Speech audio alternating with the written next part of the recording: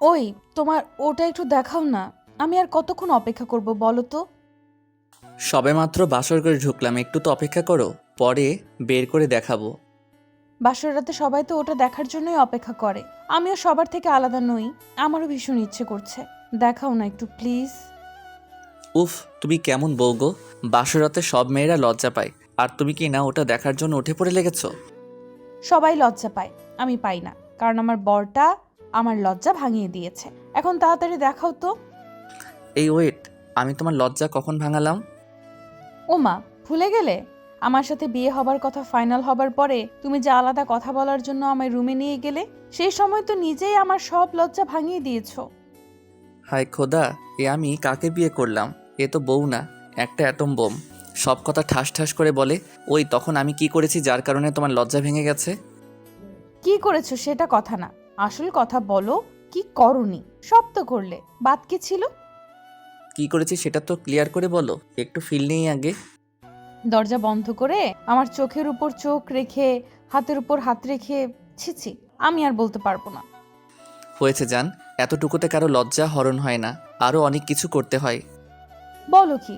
ওই দিনের পর থেকেই তো তোমার সামনে ইচ্ছে করলেও লজ্জা আনতে পারি না আমি। এর মানে কি তবে? এর মানে তুমি পাগল হয়ে গেছো। হ্যাঁ, হয়েছি। এখন বলো, তোমার ওইটা আমাকে দেখাবে কি দেখাবে না? আরে অধরা, তুমি তো দেখছি বড্ড জেদি। এটা তোমার জিনিস, তুমি ছাড়া আর কেই বা দেখবে। দেখাবো, আগে রেডি তো করতে দিবে। আরে এত রেডি করার কিছু নাই, আমার হাতে দাও জিনিসটা। একদম রেডি করে দিচ্ছি। অধরা কথাটা শেষ করতেই অয়নের দিকে এক দৃষ্টিতে তাকিয়ে আছে। অয়ন অধরার দিকে তাকিয়ে মিটমিট করে হাসছে। অধরার যেন আর তর সহ্য হচ্ছে না। অয়ন আর অধরা পারিবারিকভাবে বিয়ে হলেও তাদের দুজনের মধ্যে পরিচয়টা কিন্তু নতুন নয়। অনেক আগে থেকেই তারা একে অপরকে জানতো। একটু একটু করে পরিচয় থেকে তাদের সম্পর্ক এগোতে থাকলো। এগোতে এগোতে তাদের সম্পর্ক চলে আসে এই পর্যায়ে। অয়ন অধরাকে ছাড়া আর কিচ্ছু যেন বোঝে না। ঠিক তেমনি অধরাও অয়নকে ছাড়া আর কিছুই বোঝে না। অধরা অয়নকে নিশ্চুপ দেখে রাগে গজগজ করতে করতে অয়নকে উদ্দেশ্য করে বলতে লাগলো, এইভাবেই দাঁড়িয়ে থাকবে? আসল জিনিসটা বোঝা দিবে না? এত রেগে যাও কেন? এমনি তবে তোমার রাগটা কিন্তু সেই সুন্দর, দেখলেই মনের মধ্যে কেমন কেমন যেন করে। অয়ন, আমার রাগ উঠে যাচ্ছে কিন্তু। এখন দিবে নাকি দিবে না সেটা বলো। দিচ্ছি তো, এই নাও তোমার জন্য বাসরাতের উপহার, দেখো তো কেমন হয়েছে। পছন্দ হয়েছে কি তোমার? এটা কি নিয়ে এসেছো? এত সুন্দর একটা উপহার কারোর পছন্দ না হয়ে পারে? আমার ভীষণ পছন্দ হয়েছে। I love you. শুধু লাভ দিলে হবে না, আরও কিছু দিতে হবে। আর কি চাই? Return gift. আমার কাছে তো কোনো কিছু নাই। কি দিব বলো? যা আছে তাই দাও কলিজা। আমার কাছে তো কিছুই নেই, ভালোবাসা ছাড়া। ওই ভালোবাসার আড়ালে আরও একটা ভালোবাসা আছে, আমার সেটা চাই। অয়ন কথাটা বলতেই অধরার দিকে এক অদ্ভুত নেশালো দৃষ্টিতে তাকালো। অধরা অয়নের চোখের দিকে অপলক দৃষ্টিতে তাকিয়ে আছে। অধরা পড়তে চেষ্টা করছে অয়নের চোখে থাকা অব্যক্ত ভাষা, যেই ভাষার মানে সবাই বুঝতে পারে না।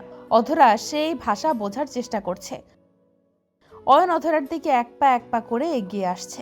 অয়নের এগিয়ে আসা দেখে অধরার মনের মধ্যে এক তোলপাড়ের সৃষ্টি হলো। কোনো এক অজানা কারণে অধরার মনের মধ্যে এক অদ্ভুত অনুভূতি কাজ করতে লাগলো। অধরা অয়নের দিক থেকে একটু একটু করে পিছিয়ে যেতে লাগলো। অয়ন অধরার এমন পিছিয়ে যাওয়া দেখে মুচকি হাসলো। অধরাও অয়নের দিকে তাকিয়ে মুচকি হেসে ফেললো। অধরা পিছিয়ে আসতে আসতে দেয়ালের সাথে মৃদু ধাক্কা খেলো। আর পিছিয়ে যাওয়ার উপায় নেই।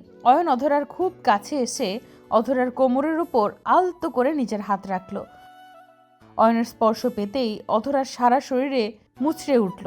অধরা অয়নের কাঁধের উপর নিজের হাত রাখতেই অয়ন অধরাকে উদ্দেশ্য করে মৃদু কণ্ঠে বলতে লাগলো, কি গো, আমার রিটার্ন গিফটটা কি দিবে না? এমন করছো কেন? আমার কেমন কেমন যেন লাগছে। কেমন কেমন লাগছে এটা তো বলো। জানি না, আমি কিছু বলতে পারবো না। প্লিজ এমন করো না। আমি কি করেছি? শুধু আদর করতে চাইছি, এটা কি করা যাবে না? জানি না আমি। অধরা কথাটা বলতেই অয়নের বুকে মাথা দিয়ে বেশ শক্ত করে অয়নকে জড়িয়ে ধরল। অয়নও নিজের বাহু ডোরে অধরাকে জাপটে নিল। অধরা অয়নের বুকের পরম শান্তিতে নিজের চোখ বন্ধ করে আছে। অয়ন অধরাকে বুকের সাথে মিশিয়ে নিচ্ছে। কত বছর পর আজ অয়নের মনে হচ্ছে তার বুকটা পরিপূর্ণ হয়ে গেছে। অদ্ভুত ভালো লাগা কাজ করছে অয়নের মধ্যে। অয়ন কিছু সময় অধরাকে নিজের বুকের সাথে জাপটে নিয়ে অতঃপর অধরাকে নিজের বুক থেকে আলগা করে নিল। অধরার থুতনিটা ধরে অধরার মাথাটা উঁচু করে দিল অয়ন। অয়ন অধরার মাথাটা উঁচু করতেই অধরার গোলাপি ঠোঁটজোড়া অয়নের চোখের সামনে স্পষ্ট হলো। অধরা নিজের চোখ এখনো বন্ধ করে আছে। অয়ন অধরার ওই রসালো ঠোঁটের দিকে অপলক দৃষ্টিতে তাকিয়ে আছে। একটা মেয়ের ঠোঁট এতটা সুন্দর হয় কেমন করে? অধরার রূপের বর্ণনা অয়ন করতে পারছে না, কারণ অধরার রূপের কোনো বর্ণনা হয় না। এক কথায় সেরাদের মধ্যে সেরা হলো অয়নের কাছে তার স্ত্রী।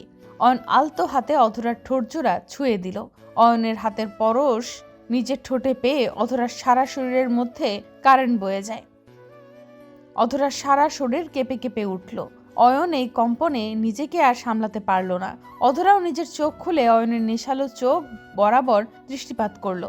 অধরা বুঝতে পারছে অয়নের কি চাই, তাই অধরা নিজের পায়ের পাতার উপর ভর করে অয়নের দিকে নিজের ঠোঁটজোড়া এগিয়ে দিল। অয়ন পরম আবেশে অধরার ঠোঁটজোড়া নিজের দখলে নিয়ে নিল। অয়ন অধরার ঠোঁটে চুমু খাচ্ছে, সেই সাথে অধরাও। দুজন একে অপরকে চুমুর আদরে ভরিয়ে দিতে লাগলো। অয়ন অধরার ঠোঁটের স্বাদে নিজেকে আরো উন্মাদ পাগলের মতো নেশাক্ত বানিয়ে ফেলছে।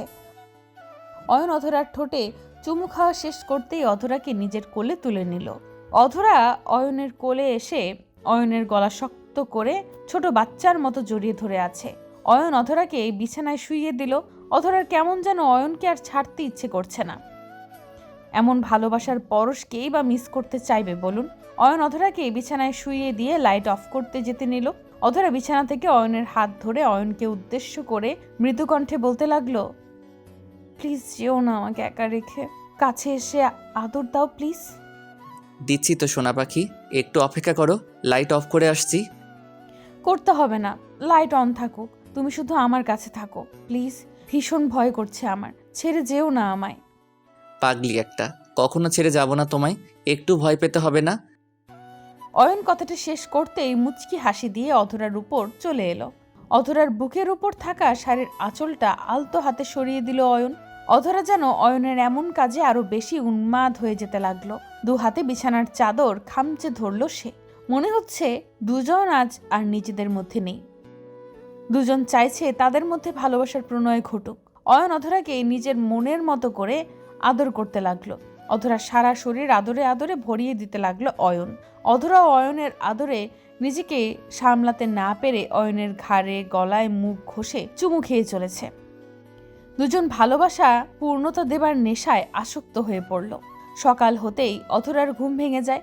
অধরা নিজের চোখ জোড়া খুলতেই দেখতে পায় অয়ন তাকে নিজের বুকের সাথে একদম লেপ্টে জড়িয়ে ধরে ঘুমিয়ে আছে। লম্বা লম্বা চুলগুলো অয়নের একদম মুখের উপর এসে পড়ে আছে। অয়নকে দেখতে এতটা নিষ্পাপ লাগছে যে মনে হচ্ছে কোনো বাচ্চা ঘুমিয়ে আছে। অধরা অয়নের মুখের দিকে তাকিয়ে মুচকি হাসি দিল। অতঃপর অয়নের চুলগুলো মুখের উপর থেকে সরিয়ে অয়নের ঠোঁটে আলতো করে নিজের ঠোঁটজোড়া ছুঁয়ে দিল সে। অয়ন এখন গভীর ঘুমে আছে, তাই সে বুঝতে পারল না কিছু। আর গভীর ঘুমে থাকবে নাই বা কেন, সারা রাত যে এক ফোঁটাও ঘুমায়নি সে। অধরা অয়নের বুকের উপর থেকে উঠে সোজা ফ্রেশ হতে চলে যায়। ফ্রেশ হয়ে এসে অধরা অয়নের জন্য খাবার রেডি করতে চলে আসে রান্নাঘরে। রান্নাঘরে আসতেই অধরা দেখতে পেল তার ভাবি রান্না করছে। অধরাকে ভাবি দেখতে পেয়ে বলতে লাগলো, কি গো নতুন বউ, এত সকাল সকাল যে উঠে এলে, আর একটু ঘুমিয়ে নিতে। সরি ভাবি, আসলে আজ যে কেন এত লেট হলো বুঝতে পারিনি।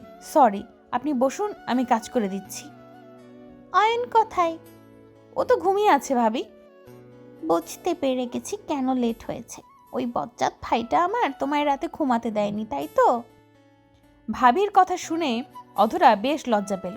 লজ্জায় একদম অধরার মুখখানা লাল হয়ে গেছে।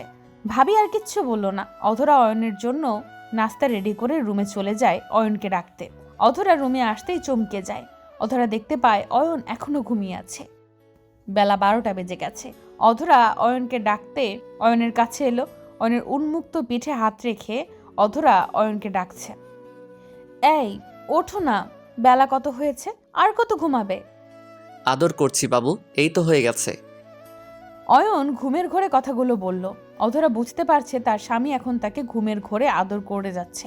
আপন মনে অধরা বলে উঠল, ফাজিল বর আমার, সারা রাত আদর করেও হয়নি, এখনো ঘুমিয়ে ঘুমিয়ে আদর করছে। অধরা একটু হাসি দিয়ে আবার মুখ ভারী করে অয়নকে ডাকলো, তবে অয়নের কোনো পাত্তা পেল না সে। তাই অধরা এক জগ পানি নিয়ে এসে অয়নের মুখের উপর ঢেলে দিল।